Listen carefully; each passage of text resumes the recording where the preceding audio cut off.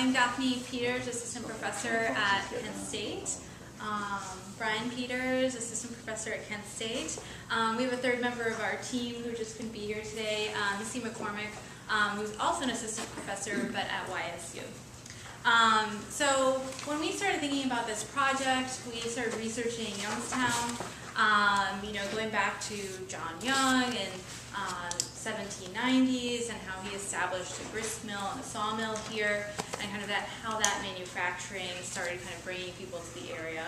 And then obviously Youngstown evolved and really kind of grew with the steel industry and that manufacturing, and so kind of led us to where Youngstown is today. And America makes and additive manufacturing, and how that's kind of the new innovation. That's the new manufacturing that's going to bring life to Youngstown. So we wanted to create a piece that kind of celebrated this kind of moment in history in Youngstown and this kind of new development. So the project is Solar Screen. So I'll go through the overall design of the project.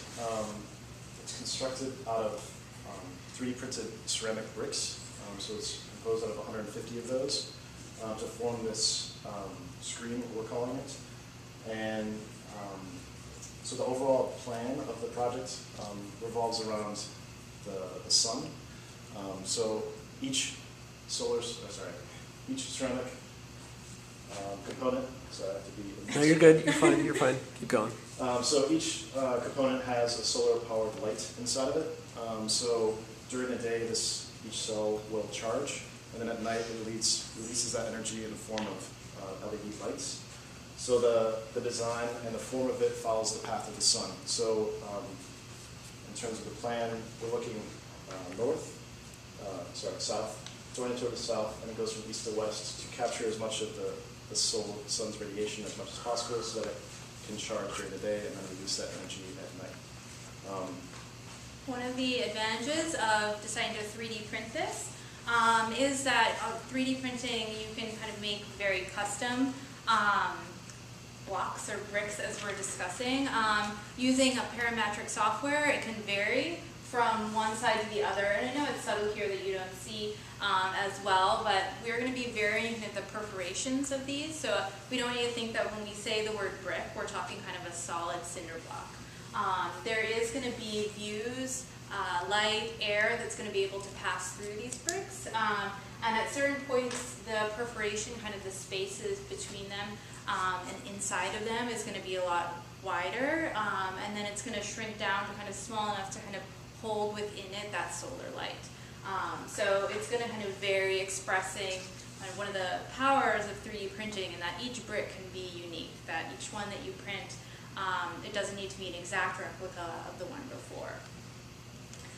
So we've actually fabricated and prototyped a series of these to make sure this works before we promise it to you guys. So we prototyped 4 of these, and they're once again printed in ceramics, and then they're mortared together with kind of typical mortar.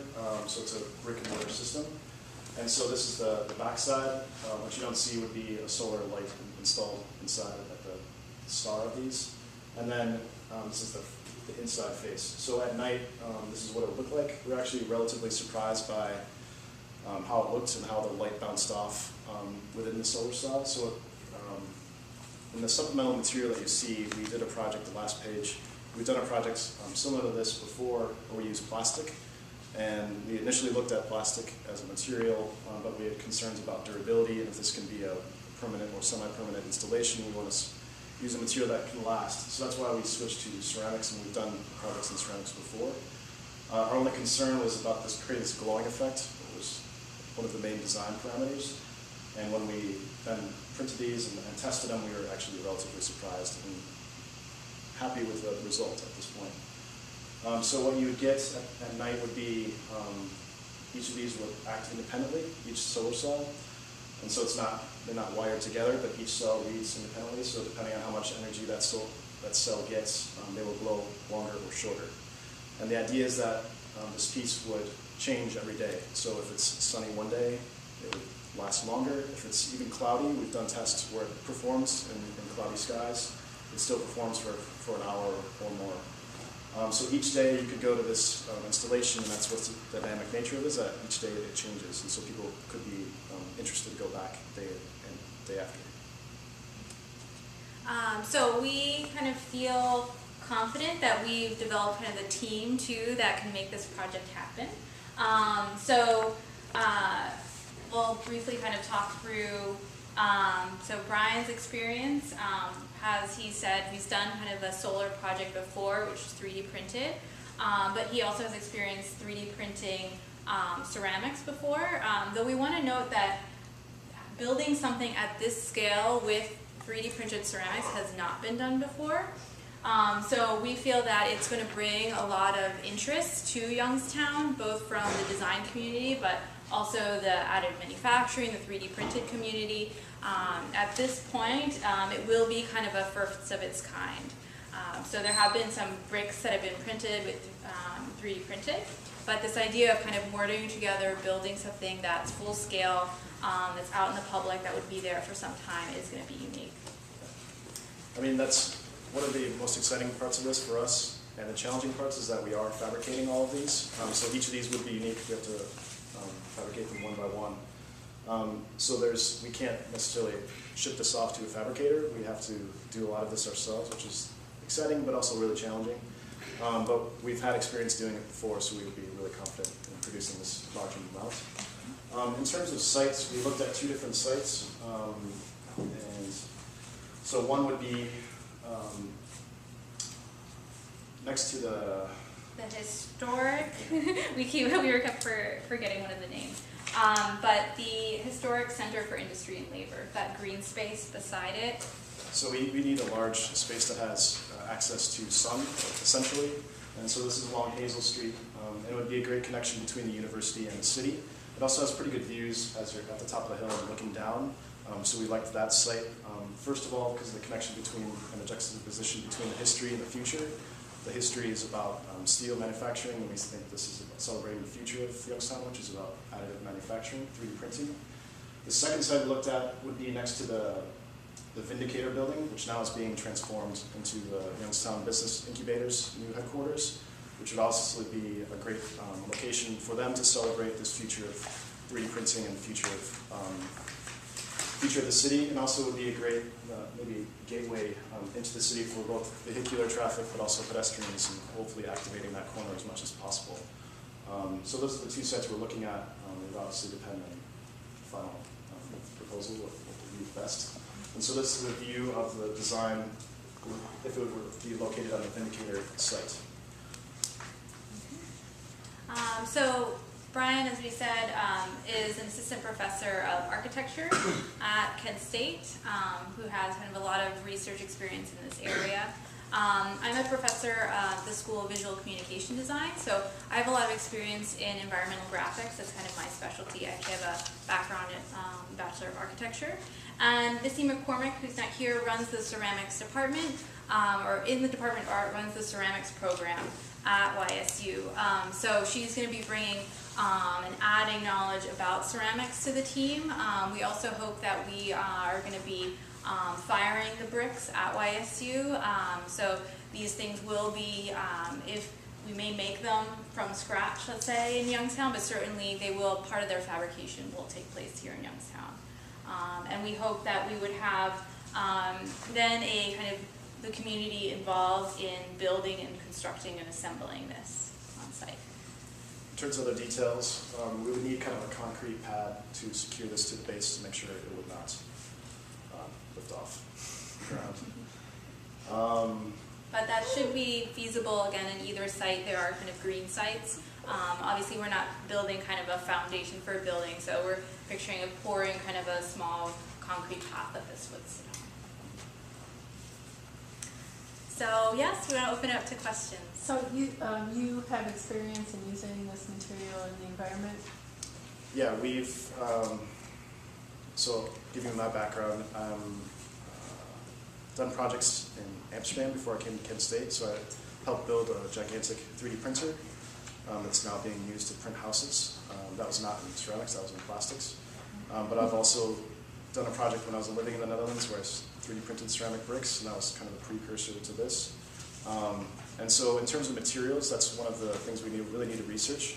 But you can experiment with different materials, ones that are, in terms of ceramics, ones that are suitable for exterior use versus Right, in not. this climate. And the other question would be if we glaze them or not, but those are things that we could hopefully work out with Missy and get her expertise in terms of what works and what doesn't. But it's definitely feasible. Right, obviously, yeah, ceramics is something that is generally outside. It is used in building construction. So we feel that that's why we moved away from this idea of plastics, because we want to feel confident that this is going to hold up through the very temperatures here in Ohio, the freeze-thaw, etc. I may have missed this, but did you guys say, are you going to print the bricks here? Do you have a 3D printer that can print ceramics? So the benefit of this is that it's the printers themselves are really portable, so that we could move the printing process around to where we would be able to. So it would be great if we could do it here and actually offer maybe workshops so people can see the process and be engaged. That would be one opportunity to involve the community, which we think would be really exciting. That's what we did when I worked in Amsterdam. We had this 3D printer and it was open to the public. And people just were really excited about seeing the printing process. And that's what we try to do here as well, to engage the public through that. And that is something in our budget. Is right now we are working with kind of our personal 3D printer. It is purchasing more because obviously now we can only be printing one brick at a time. So we hope to speed up production by having more printers running, just so that they can be done in the time frame that needs to be done. Do you envision this as a sort of sculptural object in the landscape, or do you use the word activate, Brian? I mean, is it something that you think people will use? And if so, like, how do you think people might use it? We have actually talked about integrating seating into it. It didn't get kind of that point that we put it into the design, but it is something that we talked about because we were kind of creating a space where it kind of creates not, an enclosed space. We were worried, people wanting to feel safe in there. I mean, there is going to be views through. It is not solid, but that kind of creates a more intimate space to the scale of the pedestrian. So we have talked about adding seating, again, made with similar materials, things like that, that we said, we could even expand beyond just the interior to creating kind of a whole environment around it. But we want to make sure that right now we're doing something that's going to be feasible in the time frame. So that's something that we've talked about. But I think we would see, as the time came, if we had time to kind of continue building that out. Could work nicely with seating in it, especially since you're like finding a sunny spot. Right. And also a place to enjoy it as the, kind of as the light of it changes. And definitely, are you also thinking about environmental graphics, being that that's your field of kind of directing people or helping people somehow understand this process? It's something we had actually talked about, if you can do things where the light shines through and it casts messages, etc. We haven't gotten that far, but that is something that we kind of talk about. What does that feel like? How does it change over time? Oh, you should do that. That sounds very cool. Well, we certainly have some kind of signage indicating how it was made, so people kind of understand the innovation there. I just have a comment. I always feel sometimes I chastise myself for being overly critical, but it's just so wonderful to feel really excited right now. I just love, because I love stuff like this that's sort of, that it's mutable, that it sort of changes, it's not static, and I mean, I'm sort of obsessive about stuff. I could see myself driving, seeking this out, different types of the year, different types of the evening, and just sort of seeing what the experience. Very well done. Yeah. Well, and I like the way you're connecting history with the future without it being like so overtly like Rust Belt. Yeah. No, that was my other point too. Very nicely done. We brought a couple of people in that are connected to our partner organizations to participate in the review process. So these guys have not been in on the conversations, that we've had, and so this is really brand new. Yeah. Fresh eyes. Yeah. Yeah, we're excited about it. We feel confident we can do it. Brian and I have actually partnered on public art exhibitions in the past. We had kind of two pieces in the Peggy Notebaert Nature Museum in Chicago. We had a piece that was up outdoors for a year in Algonquin, Illinois. We won an Architecture for Humanities competition that they then built kind of our playground equipment with integrated planters kind of idea. So we're really excited about this. We really like doing things that are out kind of in the world that people can kind of engage with. So we're excited about it. Well, that's also, I think, a plus to know that you have succeeded in your previous projects together, working. Thank you. Cool. All good? Thanks a lot. Thank you.